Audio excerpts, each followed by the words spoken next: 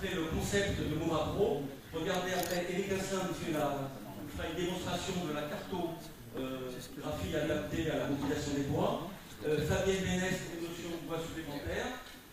Jérémy, les premiers résultats de terrain. Et après, on donnera la parole à 3 opérateurs économiques, donc Alliance, les ETF d'Aquitec, qui sont venus nombreux, un petit peu en retard, mais ils sont venus nombreux, et Sébastien Diaz de la Caisse des Dépôts. Après, donc, Roland Delarue animera un petit débat pour témoigner les propriétaires, donc ça, et Emmanuel encore pour Massif Chandelle, et Hervé Madéo sur les Pyrénées-Atlantiques, le massif Adour-Pyrénées, les actions d'Orbe-Garonne. Et après, on conclura par nos financeurs, d'abord par l'introduction de la feuille de route Forêt d'Avenir, le dossier de l'AMI, et après, nos financeurs répondront, et Pierre Ducoutre, ici présent, nous parlons aussi des actions territoriales dans le département de la Gironde. Voilà, donc je vais vous faire un petit déroulé, donc je vais essayer de rattraper un petit peu de temps.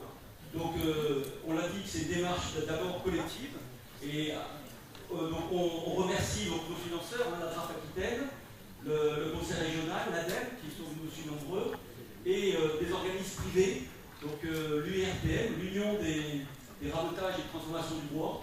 Christian Pacha n'a pas pu venir, mais il est très l'aval de la filière nous soutient, ainsi que Alliance et des entrepreneurs de travaux. Et bien sûr, donc les deux départements, conseil départemental de la Gironde et des Pyrénées-Atlantiques. Alors le plan, tout le monde est bien assis. Donc on va faire en quelques points, donc rappeler l'objectif de Mova Pro, présenter les expérimentations, les synthèses des comités de pilotage et montrer notre démarche. Donc là on redescend vraiment en forêt, ce qui est identifier donc, les propriétaires forestiers, ce qu'on a fait avec Adolphe Mousquet dans le Pyrénées-Atlantiques, rechercher le bois disponible, regrouper les sylviculteurs, comme on l'a vu c'est important, accompagner les chantiers pilotes et aider finalement, l'objectif étant d'aider à la décision des propriétaires forestiers. Et après je vous parlerai de mots de forêt d'avenir. Donc un schéma assez simple qui montre que tout passe par la collaboration entre les acteurs. C'est la première chose, du propriétaire, le gestionnaire, l'exploitant, l'entrepreneur, le transporteur et le transformateur. Il y a une chaîne de travail qui doivent se parler pour essayer justement de travailler avec les propriétaires forestiers et la sylviculture pour véritablement voir les choix techniques, les itinéraires techniques à conseiller en fonction des différents facteurs dont on parle souvent du réchauffement climatique. Et l'objectif étant bien d'améliorer le peuplement à comme on le dit bien, des coûts de mobilisation qui permettent d'arriver à payer le coût de revient de la sylviculture. Donc c'est bien la chaîne de valeur que Mova Pro souhaite aborder pour voir si ces coûts de mobilisation peuvent financer un coût de revient de la sylviculture. Là c'est l'aspect économique des choses.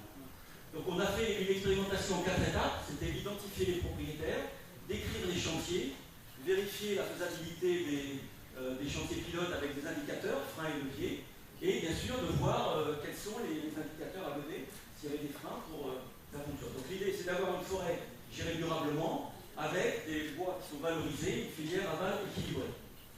Donc c'est des vœux pieux certes, mais on a fait donc 8 comités de pilotage en Pyrénées-Atlantiques, en Gironde. Ce qu'on a vu, on l'a vu donc au bureau mais aussi sur le terrain, c'était initier une démarche nouvelle. Voilà, on a bien vu tout de suite, on a eu les oreilles qui chauffent, mais on a vu que le CERPED devait respecter une neutralité certaine et validée, et surtout confidentialité des données. Après l'idée c'est d'engager quand même une volonté de partenariat, et on a vu comme qu'avec la filière Aquitaine, souhaiter d'avoir une méthodologie commune. Et bien sûr, on parle d'intervention, il faut toujours penser aux conséquences de cette intervention. Donc comment bien faire les choses. Voilà.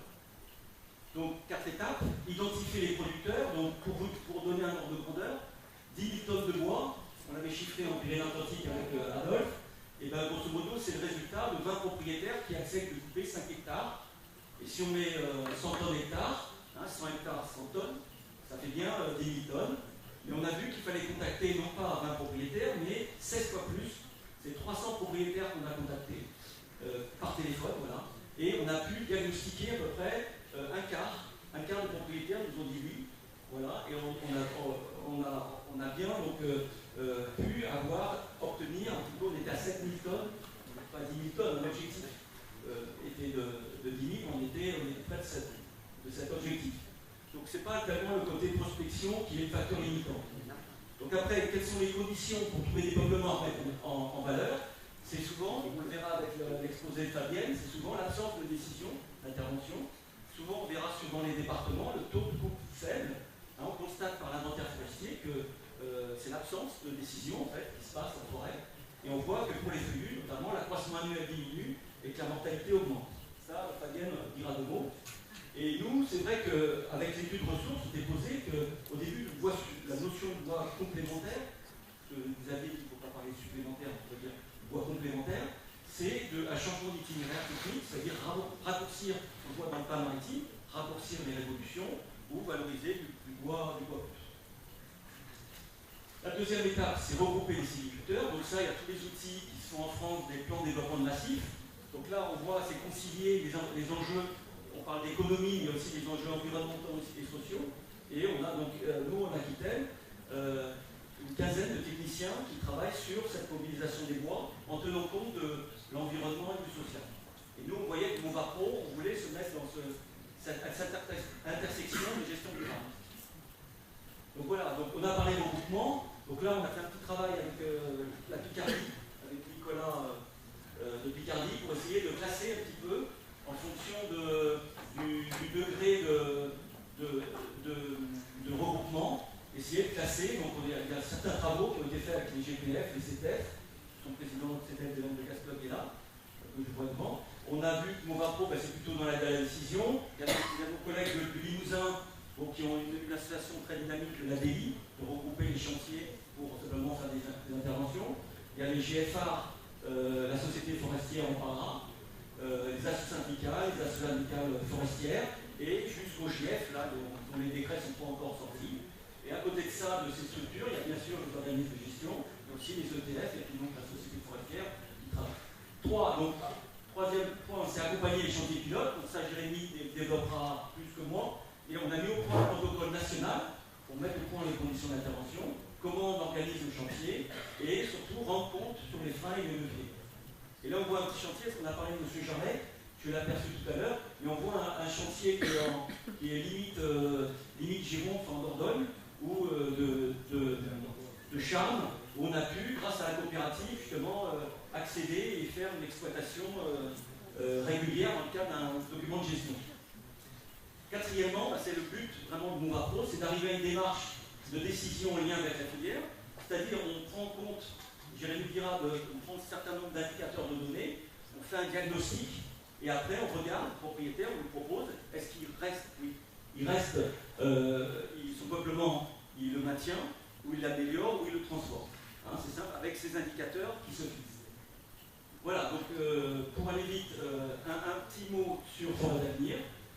Donc là, on le verra dans la feuille de route numéro 3 dont parlait Emmanuel, donc qui regroupe le CERTEP d'Aquitaine qui coordonne l'action, la Société forestière, la Caisse des dépôts, Alliance et les ETF d'Aquitaine, ainsi que le GIT ATGRI, l'IGN, Forêt Logistique Conseil et l'Agence locale de l'énergie. L'objectif, c'est en 3 ans, c'est de remettre en valeur 1400 hectares de peuplement, principalement feuillus, mais aussi résineux, qui sont en impasse sylvicole, pour les remettre en production. Voilà. Et bien sûr, alimenter aussi les chaufferies de la cuve. Donc voilà, je voulais faire court et vous remercier de votre attention et laisser la parole à Eric Vincent.